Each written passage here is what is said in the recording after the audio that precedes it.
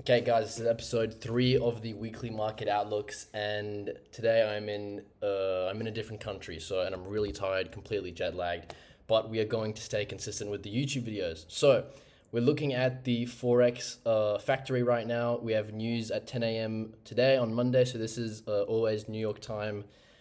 We have no news on Tuesday. We have 8:15 a.m. news on Wednesday, and I'm not going to go through all this news. We'll go through it day by day, but it's looking like we don't have anything apart from NFP on Friday. There's not anything that's looking like high impact news. So, but we do have NFP on Friday. So let's just dive into the charts. So this monthly candle has now finished. It is the 2nd of March.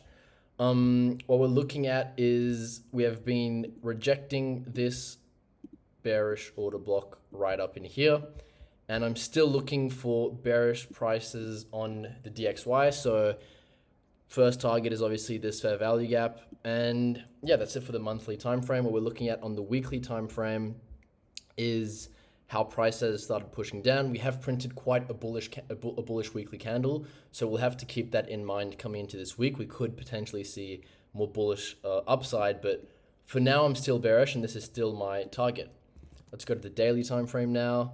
The daily time frame has mitigated this daily order block. We've closed this daily gap, and what I'm looking to see is some dojis coming into here. So maybe we get a small candle here, maybe a small bearish candle, then we sweep that high. This is just an idea, and then we continue going lower into these equal lows, and then this overall high time frame target.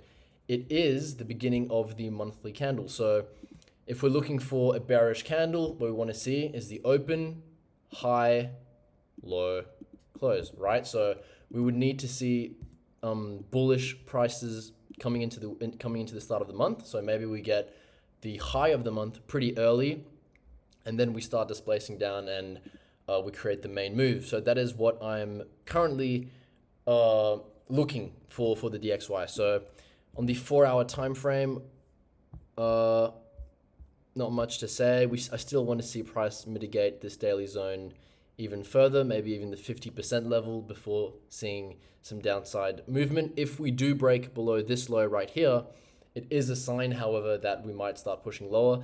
But I'm still going to stick to the idea that even if we break below this low, I still want to see price come deeper into this zone, and then we start pushing lower. So that's what I'm looking at. No need to go down to the 15-minute time frame for now. We're just going to keep it simple. I want to see price continue trading a bit higher before potentially seeing some downside movements, if that is what we are going to see. Okay. So that's it for the DXY. Let's go to the Euro right now. So Euro USD, we are on the monthly time frame because we start off on the monthly time frame. This monthly candle is now closed as another doji, and I'm still expecting bullish prices. I'm still sticking to my bias. We have this monthly fair value gap that I'm looking to see price tap into.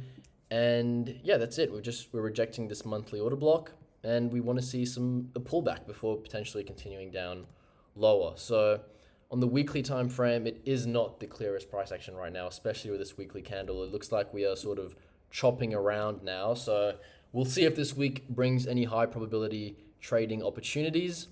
Yeah, we've basically swept this low, mitigated this weekly breaker block that you can see right here, and the monthly order block, and we are still stuck, not stuck, but we are still expecting bullish prices. So that is currently still my bias. Let's go down to the daily time frame now.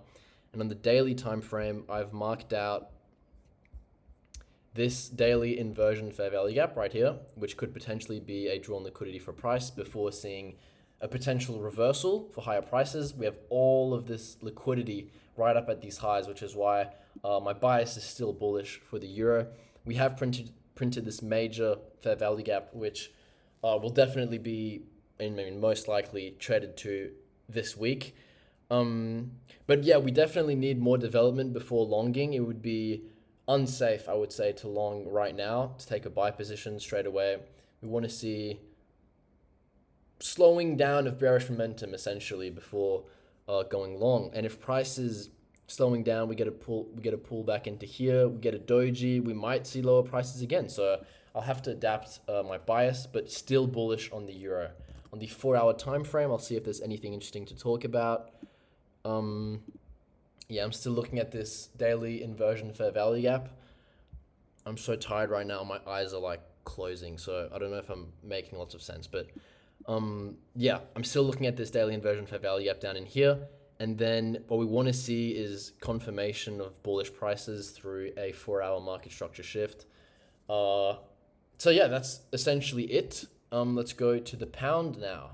So the pound monthly time frame once again. We've mitigated this monthly order block down here, swept this low, and I'm still just looking for a high time frame pullback. We have this fair value gap right in here, and we've printed a monthly bullish candle on the pound. So that is definitely something to keep note of. Let's drop down to the weekly time frame.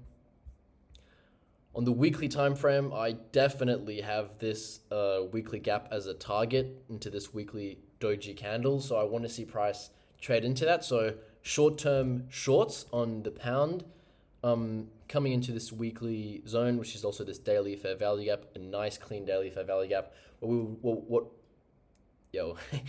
we would want to see is price trade down into here and then give us an engulfing candle so that we have confirmation of potential higher prices. That is what I'm looking at. And yeah, this target I've been calling since this candle basically printed. So for 7 trading days, I've been looking for price to trade below this low because this is the overall move. And so this is just a bump in the road and liquidity that I'm looking to get swept before potentially seeing higher prices. The daily time frame is pretty clear, I must say, right now on the pound. Now that we've swept this low,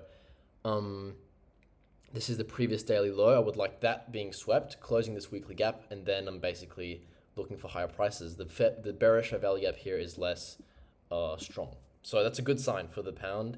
Let's drop down to the 4-hour time frame now. What is the 4-hour time frame saying? Not much.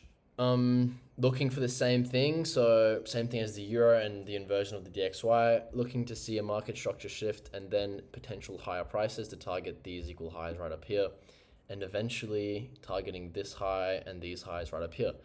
So yeah, what I'm planning to do, it is NFP week, so we have to keep that in mind. So 100% will not be trading on Friday. Thursday we'll see, usually the day before NFP is an inducement day, so it'll trap you onto the wrong side of the market before making the real move. But on NFP, yeah, coming into the start of the week, I think Tuesday is a no news day, as I've mentioned. Yep, Tuesday, no news day.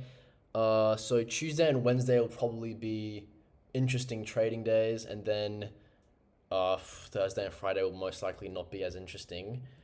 But yeah, this is basically it. I'll see if I have time to make the daily market outlook tomorrow because I've changed time zones and I'm with family, and I'm not in the best place right now to be recording videos, but I'm staying disciplined and going to try and record as many videos as possible. So yeah, that's it, guys. Basically, we want price to push deeper into this daily zone on the DXY, which aligns with we want price to come down into this daily inversion fair value gap, which aligns with we want price to trade into this weekly gap. So that is it, and I hope this video has helped you out. See you in the next one.